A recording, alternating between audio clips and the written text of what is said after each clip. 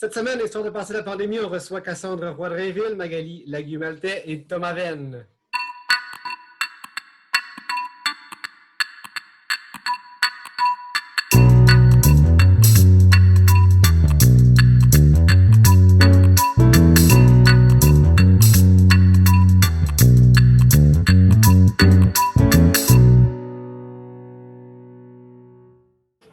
Bonjour, chers auditeurs et chères auditrices. Mon nom est David Girard. Bienvenue dans cette nouvelle et dernière émission, on l'espère, d'histoire de passer la pandémie. On a eu un petit problème technique, là, donc on s'est réchauffé. On est prêt à livrer cette finale tant attendue. Cette semaine, on discute des origines du sida, soins de santé chez les Autochtones. Bonjour à vous. Content de vous avoir ici, Thomas, Magali et Cassandre. Comment allez-vous, Thomas? La vie. Ah, ça va, ça va. La vie est La belle. vie Il fait d'étudiant chaud. qui a terminé sa maîtrise. Oui. Je dors un petit peu plus. J'ai plus le goût de travailler. Fait que c'est un petit peu difficile. Perte de sens. Oui, Voilà. perte de sens. Faut que je prépare une présentation, mais j'ai Super déprimé. Non, Magali, comment ça va, toi? Ben, ça va bien. Bravo, Thomas. Quelle belle étape. Je suis contente pour toi. Et puis, bonne chance pour ta présentation. Mais ça va. Là, depuis qu'à Montréal, les choses se relaxent un peu plus. C'est de plus en plus le fun. Fait que, on va croiser les doigts pour pas de deuxième vague, mais on verra. Cassandre, contente de te retrouver. Comment vas-tu? Ça va bien, ça va bien. Là. Je travaille, puis je suis de retour à Montjoli. Donc, cette semaine, il fait super chaud, mais on se réfugie dans le sous-sol pour travailler. Donc, ça se passe bien. Bel été en perspective. Oui, je pense que oui. Il fait moins chaud sûrement à Montjoli qu'à Québec en ce moment. Cela dit, surtout que je vis sur un chantier de construction présentement. Voilà, c'est la vie. Donc, on attaque directement ce premier sujet. Magali, tu as lu un livre qui a bouleversé ta vie. Et oui, ça y est, je ne peux pas me cacher. En fait, j'ai acheté ce livre-là, que je montre à l'écran, qui s'appelle « Aux origines du sida ». Et c'est une enquête sur les racines coloniales d'une pandémie. Le sous-titre, c'est de Jacques Pépin, qui est professeur à l'Université de Sherbrooke, et c'est un infectiologue et un épidémiologiste aussi.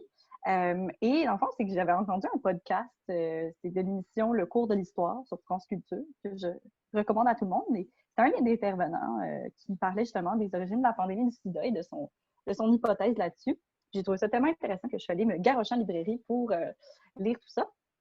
Et en fait, ce qui m'a intéressée là-dedans, c'est que, ben, comme pas mal tout le monde, on pense que l'épidémie du sida est vraiment quelque chose d'assez contemporain. On parle des années début 80, où est-ce qu'aux États-Unis, on a commencé à remarquer chez diverses communautés, en fait, il y en avait 4 à ce moment-là qui étaient surtout identifiés pour diverses raisons. Là. On parlait des 4 H, homosexuels, haïtiens, hémophiles et héroïnomanes, donc des populations où on recensait là, une nouvelle maladie qui était le sida. Et en fait, ce que Jacques Pépin explique dans son livre, c'est que l'infection, elle remonte à vraiment, vraiment plus longtemps que ça et que le début de la pandémie mondiale qui a vraiment fait des ravages plutôt dans les années 80, là, à partir des années 80, a vraiment ses racines au tout début du 20e siècle. C'est difficile d'établir exactement le moment parce que ben, on n'est pas présent à ce moment-là, on ne sait pas exactement quand s'est fait infecter, mais on est certain que c'est arrivé probablement dans les 3 premières décennies du 20e siècle. Lui adopte la date de 1921, qui sait que c'est en fait une large marge d'erreur qui est possible, mais il va adopter celle-là pour juste plus de clarté dans son livre. Et ce qu'on apprend aussi, c'est que finalement, c'est le sida, en fait, vient d'un virus qui s'appelle le VIH. Et le VIH, c'est un virus qui est présent déjà chez les chimpanzés, parce qu'il y a une sous-espèce de chimpanzé très précise. C'est exactement le même virus, donc chez les chimpanzés et chez l'homme. C'est juste que chez les chimpanzés, il ne faisait pas vraiment de ravages. Fait que là, on peut se demander pourquoi est-ce qu'il est passé soudainement à l'homme. Alors, on pense qu'il y a 4 branches principales du VIH, comme M, N, O et P. M étant la plus commune et celle qui est responsable de l'épidémie, mais est-ce que c'est arrivé lorsque des personnes, en fait, dans divers contextes, peut-être de chasse ou de cuisine, ont tué un chimpanzé et en se découpant, en se coupant peut-être lors de la chasse, en se coupant lors de la préparation de la viande, se sont infectés avec le virus. Mais à partir de cet événement-là, ce qui est intéressant, c'est que là, on ne peut pas vraiment parler d'une pandémie. C'est juste une personne qui s'est infectée un jour ou 4 personnes qui se sont infectées un jour. Donc, ils n'ont pas pu transmettre tant que ça. Le virus, par exemple, si on est un homme, on le transmet probablement à notre femme par des contacts sexuels. Si on a plusieurs femmes, parce qu'on est polygame, ben, plusieurs femmes, mais en même temps, on reste vraiment isolé dans des villages de montagne, au Gabon ou en Centrafrique. Donc, c'est pas très populeux. Donc, il n'y a pas vraiment un potentiel de contact super imposant. Oui, Cassandre. Cassandre? Et comment ils ont fait? En fait, tu disais que c'était en 1921 qu'ils croient que ça aurait commencé. Comment ils ont fait pour retrouver les premiers cas, justement? Ils ont-tu trouvé une personne ou 2 personnes ou 3 personnes qui portaient le virus? Oui, c'est super intéressant parce qu'en fait, ils n'ont pas. Le sida est comme passé sous le radar jusque dans les années 80 pour plusieurs raisons, là, notamment que le VIH a une incubation très longue avant de se transformer en sida, puis là, de devenir très, très grave, puis là, les gens se dépérissent. Puis en plus, les syndromes du sida sont souvent comme très vagues, genre perte de poids, diarrhée, mal de tête, puis là, c'est comme, ouais, ben, ça peut être beaucoup, beaucoup de choses. Fait que le temps qu'on trouve question, ben, il meurt. Fait que là, t'es comme, tu fais pas vraiment d'enquête. Parce que aussi, la médecine au centre de l'Afrique, ben, c'est une médecine coloniale de brousse, vraiment sur les moyens du bord, vraiment axée sur l'urgence. Les hôpitaux n'avaient pas de moyens d'avoir des laboratoires, de faire des autopsies. Bref. Ça pour dire que comment ils ont fait, c'est qu'ils ont commencé à s'intéresser au virus lui-même, puis ont réalisé qu'il mute extrêmement rapidement à l'intérieur des humains. Fait que les endroits où est-ce que le virus a le plus de mutations, c'est là où il opère depuis le plus longtemps. Donc là, déjà, on a une bonne idée. Ça nous a amené vers l'Afrique centrale et par différents procédés là, que Jacques Pépin explique dans son livre, mais c'est très compliqué. Puis je suis pas sûre d'avoir tout saisi parce que c'est vraiment de l'infectiologie. C'est compliqué, mais ils ont réussi à faire remonter ça à assez longtemps dans la région centrale de l'Afrique. Et aussi, c'est là qu'il y a l'espèce de chimpanzé qui a exactement le même virus, donc ça circonscrit encore plus. Et on a mené des tests avec des vieux échantillons sanguins qui avaient juste été oubliés dans des congélateurs d'hôpitaux, parfois en Afrique, parfois ailleurs, qui ont été réalisés sur des personnes, par exemple, du Congo belge ou du Congo Brazzaville. Puis ont remarqué qu'il y avait des gens qui avaient le VIH déjà à ce moment et l'échantillon le plus vieux remonte à 1959. Donc, c'est quand même il y a assez longtemps par rapport à l'éclosion de l'épidémie. Il y a aussi une femme de 1960 qui l'avait. Donc, à ce moment-là, on sait que c'est sûr que les échantillons de sang sont très, très restreints de ce qu'on a retrouvé, mais s'il y en a 2 qui l'avaient déjà à ce moment-là, on peut penser que dans la population, ça commençait déjà à se répandre. Donc, plusieurs facteurs qui ont amené à circonscrire vraiment cette région-là. Puis, finalement, ce qui est le plus intéressant, c'est dans le livre, c'est qu'il explique comment le colonialisme a fait en sorte que cette épidémie se répande. Là, ce que je veux dire par là, c'est que les puissances coloniales ont mis en place plusieurs choses, du genre des campagnes de vaccination massive contre les maladies infectieuses qui affectaient les populations africaines. Et comme c'est une médecine qui n'était pas tout à fait au point, on ne stérilisait pas encore très bien. En fait, on ne stérilisait pas bien le matériel entre les vaccinations parce qu'on se disait que c'était plus important de vacciner plus de gens que peut-être de stériliser correctement. Mais l'urgence était tellement là, selon les colonisateurs, que on n'a pas super bien stérilisé, donc on a propagé sûrement le VIH de cette façon-là aussi. Mais aussi, par exemple, avec le développement des grandes villes, il y a eu une arrivée massive de gens assez appauvris, dont des femmes qui se sont livrées à la prostitution. Et ces travailleuses du sexe-là avaient de multiples partenaires et ont fini par contracter le VIH et finalement transporter ça sexuellement dans toute pas dans toute la population, mais dans une bonne partie de la population assez grande pour que déjà l'épidémie soit assez rampante en Afrique centrale sans qu'on sache vraiment de quoi il en retournait.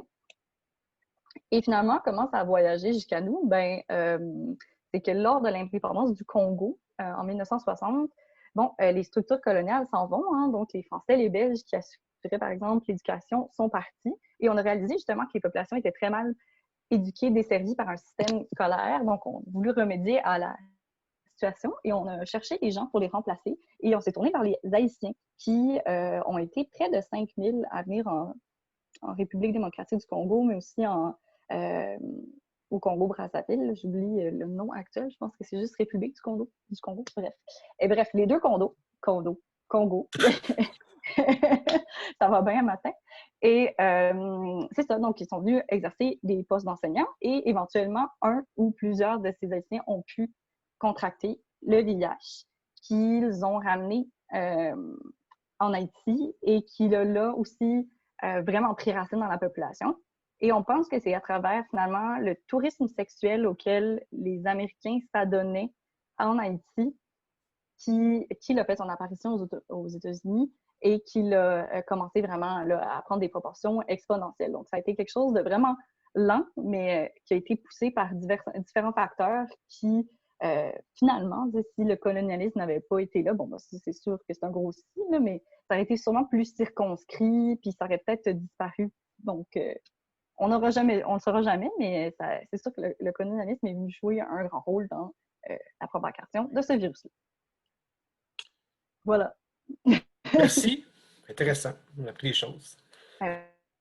Oui, je vous recommande le livre. Allez lire. C'était Aux origines du sida de Jacques Pépin. On mettra la référence sur notre page Facebook pour les gens qui désiraient se procurer l'ouvrage. Je me tourne dès maintenant, enchaînons vers Cassandre. On reste dans les mêmes thématiques.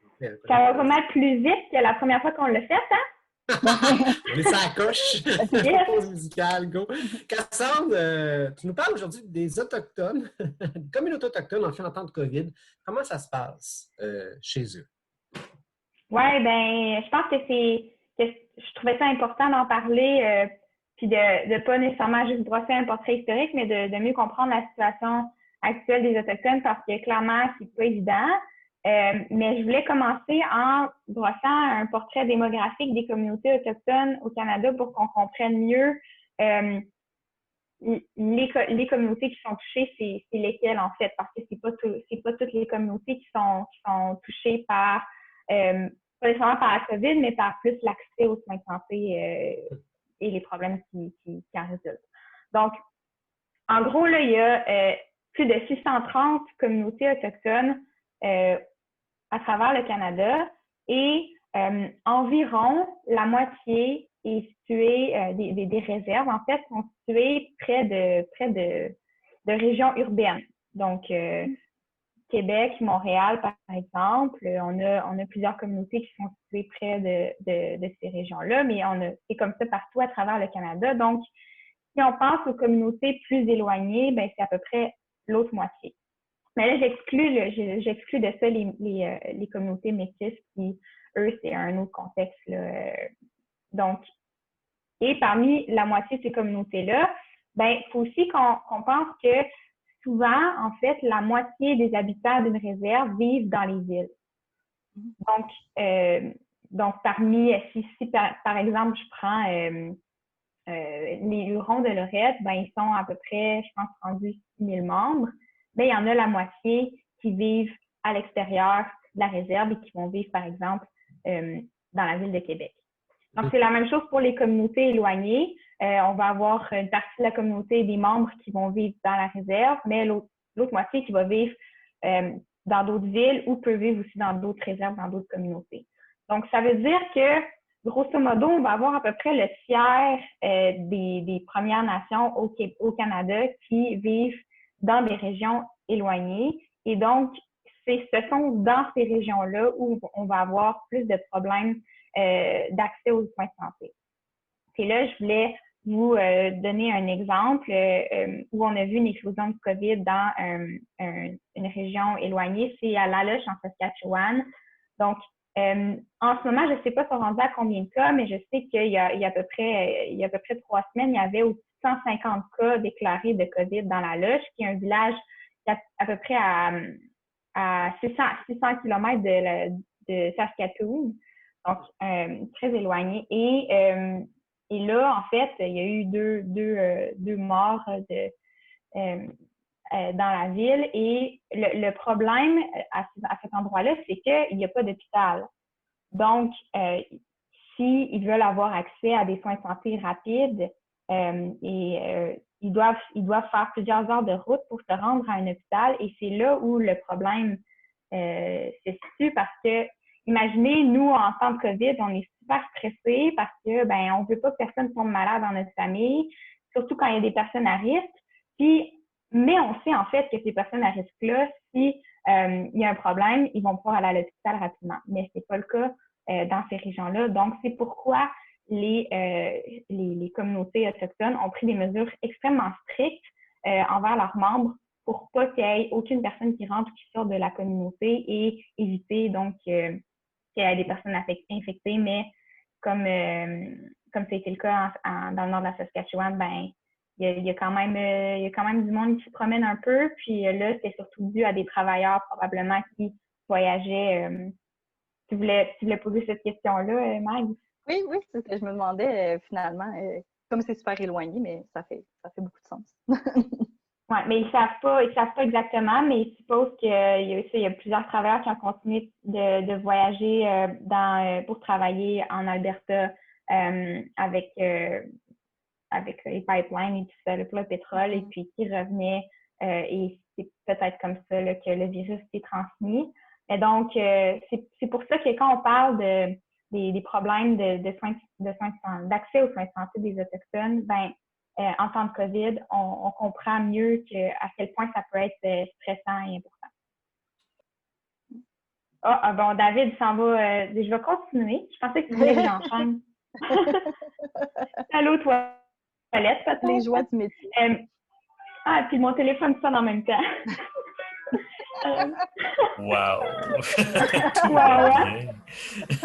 C'est parfait, écoute, on lâche pas. Excusez, c'est la radio à 11h le matin. Je le dis, c'est pas évident. Mais oui, excuse-moi. J'entends dans Paris, ça fait du bruit, hein? C'est pas évident, c'est ça.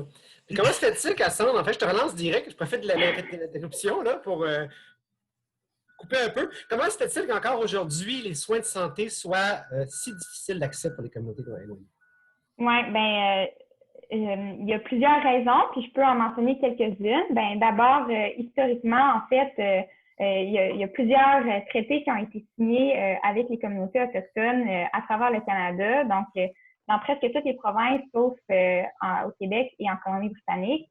Et ces traités-là n'incluaient pas de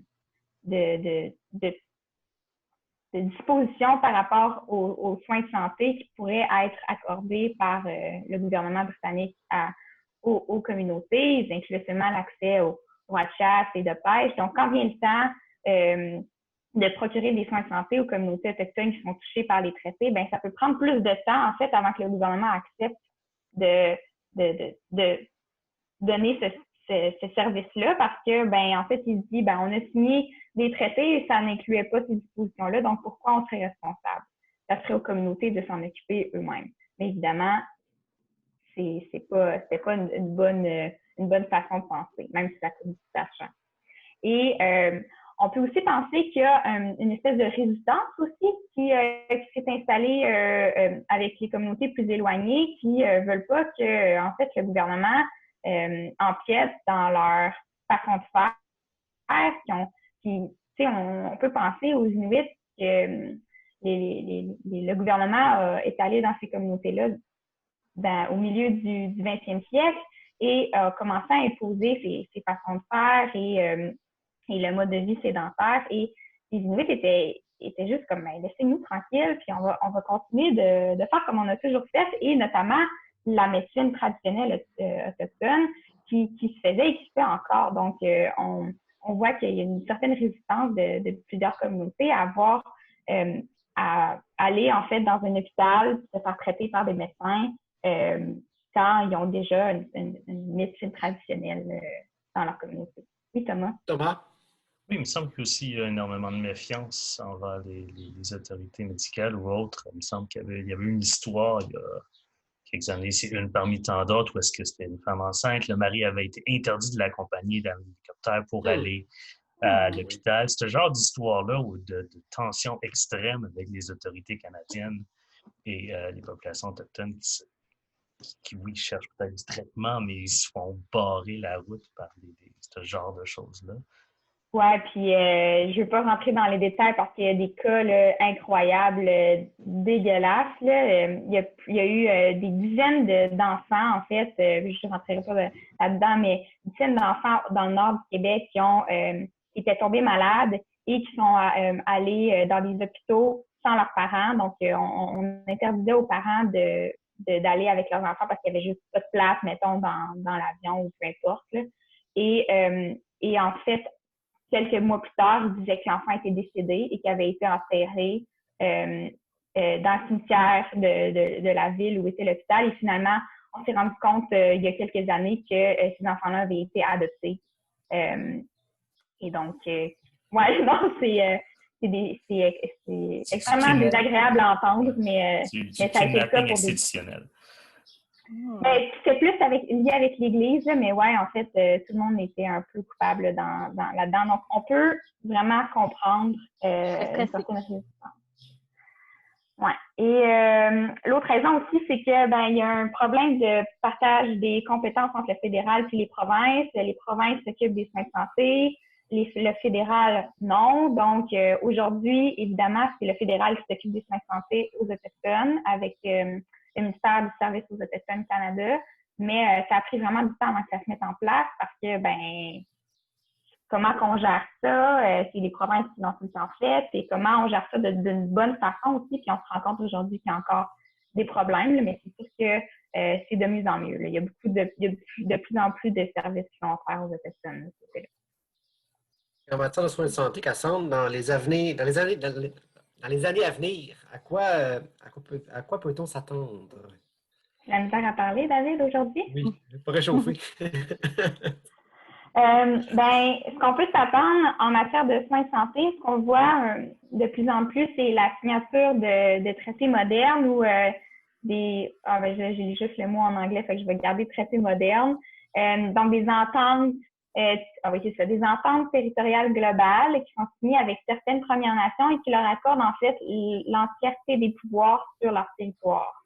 Et ça, il y en a plus de 20. Je ne sais pas si on en dit à combien, mais je sais que l'année dernière, il était à 22, donc peut-être autour de 23, 24. Donc, c'est des traités qui sont très longs à conclure parce qu'évidemment, ça comprend beaucoup de positions, mais ça s'en vient et ça, ça permet en fait aux communautés de décider comment leur hôpital va être géré, puis d'intégrer, par exemple, la médecine traditionnelle à l'intérieur de leur service.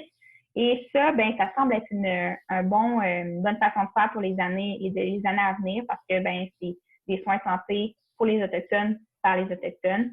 Et il y a aussi l'exemple de certaines communautés qui le font d'eux autres mêmes sans avoir des traités modernes et qui ont des hôpitaux qui sont financés par le fédéral, mais qui sont gérés par la communauté, comme à Kanawake, où on a le Kateri Memorial Hospital Center, où là, c'est vraiment un hôpital géré par des membres de la communauté, et puis ils sont en train d'intégrer justement de la médecine traditionnelle dans leurs soins de santé. Donc, je pense que c'est des beaux exemples, et évidemment, il y a encore énormément de travail à faire, mais ça s'en vient. Des exemples inspirants pour la suite des choses. Cassandre, merci. Très intéressant. Ça conclut. En fait, ça conclut pas. Ça finit les chroniques pour l'émission. Un petit tour de table, parce que c'est la dernière quand même qu'on enregistre pour une deuxième fois. On a un petit retard d'ailleurs. Les gens qui nous suivent, là, 14 personnes qui nous écoutent régulièrement, seront contents de voir que finalement le produit sort. Comment envisagez-vous l'été, Thomas? Le déconfinement, est-ce qu'il s'en vient? Heureux, triste? Heureux et triste. J'ai été content de savoir que la PCU était tendue à 24 semaines et non 16, alors ça va bien. Sinon, on prépare le doctorat, puis on va laisser l'été couler comme il coule. Voilà, serein. Quand on s'est parlé samedi dernier, il était beaucoup plus stressé avec son dépôt de mémoire imminent. Là, on le voit sur un autre mood aujourd'hui. Cassandre, toi, le déconfinement? Ouais, ben, je pense à Montjoli, le déconfinement, il est là depuis quelques semaines déjà. Là. Disons que c'est pas la même situation qu'à Montréal, mais je pense qu'on va se gâter pour les semaines à venir. On va profiter pour voir les gens qu'on aime, puis on va attendre la deuxième vague. Hein, fait que c'est mieux d'en profiter maintenant, avant qu'il ne soit trop tard. Elle a commencé à Shanghai, je me trompe pas. Oui. Shanghai est confiné à nouveau. Pékin, oui. It's coming, people! Mhm. Ça refait le même trajet, c'est curieux, hein? On dirait la même chose. Magali, toi, tes projets pour l'été? Ben, je vais être comme Thomas, je vais laisser ça couler. Non, mais je suis bien contente là, que ça commence à être un petit peu moins, je sais pas, le claustrophobe à Montréal. Fait que on va profiter de l'été. Je vais aller faire un petit tour en région. Là. J'ai trouvé des gens qui veulent bien m'accueillir malgré mon statut de montréalaise pestiférée. Fait que ça va me faire du bien d'aller voir des arbres, puis ça va être le fun. Puis après ça, ben, on va se replonger dans nos projets d'études hein, qui finissent jamais. Donc, on va recommencer. Voilà. Très bien. Et toi, David, toi, mon cher, qu'est-ce que tu fais cet été? Je vais travailler, me promener, Charlevoix, Québec, Montréal. Voilà, en gros, camping. C'est les projets. Puis, on va regarder La vie comme d'habitude. C'est occupé quand même. Mais merci à vous trois. Ce fut très agréable, ce petit projet. Et on se retrouve probablement à l'automne. Hein? Des fois qu'il y aura une deuxième vague. On vous prépare un petit quelque chose pour l'automne. C'est ce qui clôt ce dernier épisode. Cassandre Roy-Drainville, Magali Lagumaltais, Thomas Venn, merci beaucoup. On remercie aussi le régisseur anonyme.